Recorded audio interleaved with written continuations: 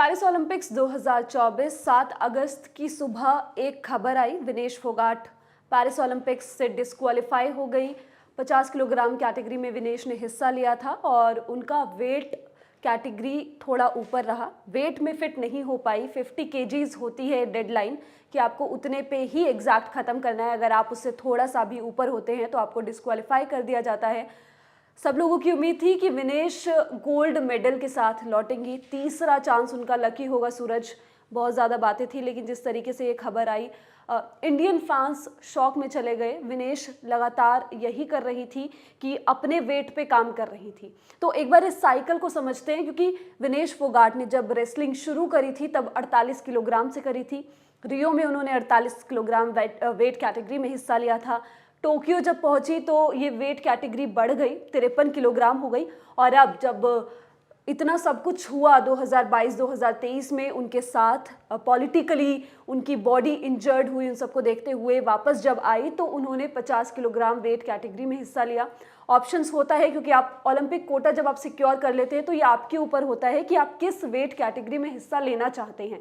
उसके लिए national trials होते हैं, आपको हराना होता है अपने साथी जो उस वेट कैटेगरी की ओपोनेंट आपकी होती हैं, और उसके बाद आप उस तरीके से आगे बढ़ते हैं। तो एक बार इस पूरी टाइमलाइन पे बात करते हैं।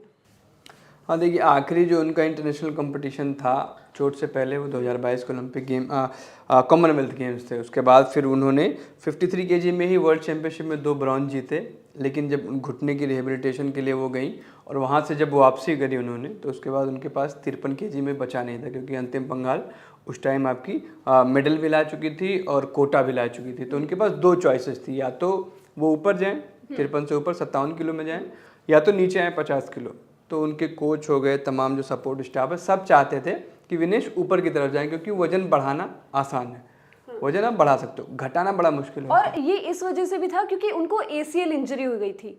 हाँ, एक बार आप एसीएल इंजरी के बारे में बता दीजिए। देखिए, एसीएल इंजरी जो है वो सबसे खतरनाक इंजरीज में से एक है स्पोर्ट्स में, और इसमें जो है आपको रिकवर करने में 1 से 1.5 साल लगते हैं, और उसके बाद आप अपने 100% पे आ पाएंगे या नहीं आ पाएंगे ये कोई पक्का कह नहीं सकता है। डॉक्टर्स कभी भी स्पष्ट तौर पे ये नहीं बता सकते कि अगला बंदा एसीएल से जब रिकवर करेगा तो सेम उसी फिजिकल एबिलिटीज के साथ आ पाएगा या नहीं आ पाएगा। तो ये एसीएल से जब ये उबरी, उस दौरान अंतिम ने 53 केजी में अपना। और आपने बोला कि एसीएल से आ पाना इतना आसान नहीं होता। जब रियो 2016 जब विनेश उधर चोटिल हुई थी तब भी उनको एसीएल हुआ था, और अब फिर से वीरेंद्र जो है ओजीक्यू चलाते, उन्होंने इस बारे में ट्वीट भी किया था और लगातार बताया था कि विनेश 2 बार एसीएल इंजरी से निकली हैं और इस तरीके से कम बैक किया है।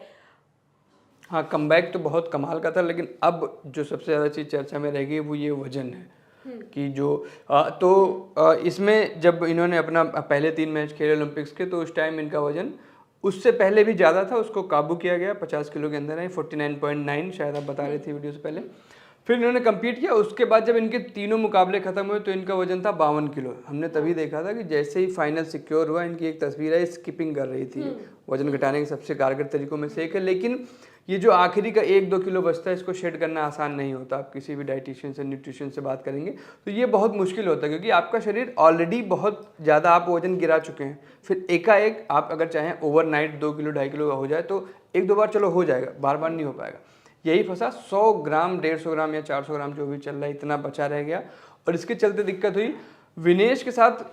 अब जो हुआ, इसके बाद प्रोटेस्ट किया गया, सब कुछ किया गया, लेकिन इसमें कुछ होना नहीं था। एक बार जब खबर आ गई कि डिस्क्वालीफाई, तो डिस्क्वालीफाई ही, क्योंकि ओलंपिक्स हो गए या ओलंपिक्स के क्वालिफायर्स हो गए, इसमें आपको किसी तरह की कोई छूट मिलती नहीं है। बाकी इवेंट्स में मिल जाएगी। आप यहाँ खेल लो, इंडिया में खेल लो, अगर नेशनल्स खेल लो तो उसमें 2-4 किलो ऊपर डाउन अपनी अप डाउन हो जाता है। अभी विनेश ने जो नेशनल्स खेले थे उसमें शायद 55 किलो में उन्होंने पार्टिसिपेट किया था, तो उसके बाद फिर वजन कंट्रोल किया गया। तो लेकिन ओलंपिक्स का जो है उसका नियम एकदम क्लियर, इसमें आपको कोई छूट नहीं मिलने वाली। आपका अगर 50 किलो की कैटेगरी है तो उसके अंदर आपको रहना। बॉक्सिंग भी एक फिजिकल गेम है, बॉक्सिंग में आपको थोड़ी बहुत छूट मिल जाती है, लेकिन रेसलिंग में एकदम नहीं मिलती।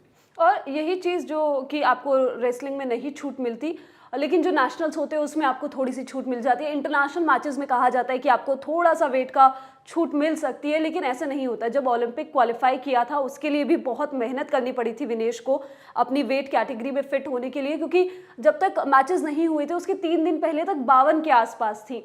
उसके बाद मैच से 1 दिन पहले फिर 51 के आसपास वो आई थी, 51.4 किलो उनका वेट था। और फिर ओवरनाइट कम करते हुए उन्होंने 49.9 पे आई थी। फिर ओलंपिक क्वालिफायर्स में हिस्सा लिया था और इस तरीके से वेट कट करके ओलंपिक क्वालिफायर्स का कोटा जो है अपने लिए बनाया था, पेरिस ओलंपिक्स की टिकट बुक की थी। और उस टाइम में विनेश ने लगातार ये चीज़ कही थी कि मेरे लिए ये आसान नहीं है, मैं बहुत ज़्यादा नर्वस थी। क्वालिफाई करना एक इस कंपटीशन में मेंटल प्रेशर आपके ऊपर सबसे ज़्यादा रहता है, वो सारी चीज़ें देखते हुए तो ये जो पूरी जर्नी शुरू हुई 48 किलो से 53 पे गई। और जो क्योंकि नॉर्मल वेट जो है विनेश फोगाट का वो 57 किलो के आसपास है, 57 से अगर आप कम करोगे तो 3-4 किलो आप मैनेज कर पाओगे। इसलिए विनेश लगातार 53 केजीज में खेल रही थी। 48 जब उन्होंने छोड़ा तो उन्होंने यही कहा था कि मेरे लिए 53 में मेंटेन करना ज़्यादा आसान है 48 से, क्योंकि 2019 में बिल्कुल, क्योंकि मसल मास जो है उनका वो बहुत ज़्यादा है। उन सब चीज़ों को देखते हुए, अपनी बॉडी को देखते हुए उन्होंने अपना वेट कैटेगरी आगे बढ़ाई थी। लेकिन फिर अंतिम को मौका मिला, उन्होंने बुक किया अपना टिकट। इस बीच प्रोटेस्ट में विनेश फोगाट रही, उसके अलावा इनको इंजरी हुई ACL, वहाँ से वापसी करते हुए 2 ऑप्शंस थे, या तो आप नीचे जाइए या फिर आप 57 किलोग्राम की कैटेगरी में जाइए। 57 किलोग्राम कैटेगरी में उन्होंने नहीं जाना चुना, जो कि आपने बताया कि न्यूट्रिशनिस्ट ने कहा था कि आप 57 केजी खेलिए, आपके लिए थोड़ा सा आसान होगा, क्योंकि आप जो है वेट गेन करना आपके लिए आसान है लेकिन श्रेड करना नहीं है। हाँ, और ये इकलौती विनेश थी जिनका ये कहना था कि मैं 50 में ही खेलूंगी। और कहीं ना कहीं ये जरा सी बात अब मुझे लगता है कि बहुत दिन तक चुभने वाली है, क्योंकि आपके साथ 2016 ओलंपिक, 2020 ओलंपिक, 2000 लगातार 3 ओलंपिक्स में आप दुर्भाग्य से आप एक बार भी ऐसा नहीं हो कि आपका प्रदर्शन बहुत खराब रहा हो। कभी आपको चोट लग जाती है। टोक्यो के टाइम पे ब्लैकआउट्स हो रहे थे, उनके वजन की ही समस्या थी कि वो अपने प्रतिद्वंदियों को साफ साफ देख नहीं पा रही थी। और उस टाइम भी सूरज 53 केजी कैटेगरी में ही थी, 53 में ही थी। तो 53 में इतने इश्यूज थे, उसके बाद उन्होंने 50 में जाना चुना। एक बहादुर फैसला हो सकता था, लेकिन अब इस फैसले को मुझे लगता है कि दूसरी नज़र से देखा जाएगा कि ये गलती बड़ी हो गई। बिल्कुल, ये टाइमलाइन थी विनेश फोगाट की वेट कैटेगरी से ऊपर जाने और वापस नीचे आने की। विनेश फोगाट ने मेडल जो खोया, कह सकते हैं इसको खोया, ये विनेश का ही मेडल था, ये बस दुर्भाग्य और कुछ नहीं। विनेश पे और सारी अपडेट्स आपको मिलती रहेंगी। आप लोग देखते रहिए लालन टॉप। Thank you.